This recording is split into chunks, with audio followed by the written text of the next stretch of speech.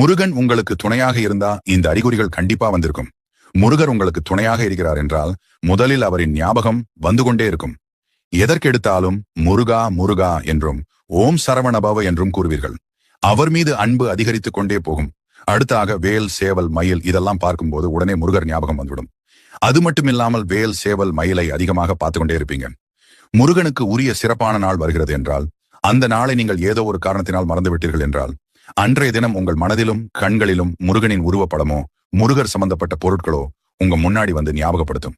இது மாதிரி உங்களுக்கு நடந்திருக்கப்ப போய் காலண்டர் பாத்தீங்கன்னா அன்னைக்கு முருகருக்கு உகந்த நாளாக தான் இருக்கும். விசாக நட்சத்திரம், கிருத்திகை, செவ்வாய்க்கிழமை, சஷ்டி இது மாதிரி ஏதோ ஒரு நாளாக இருக்கும். நீங்க ஒரு கஷ்டத்துல இருக்கும்போது உங்களுக்கு உதவி செய்ய ஒருத்தவங்க வருவாங்க.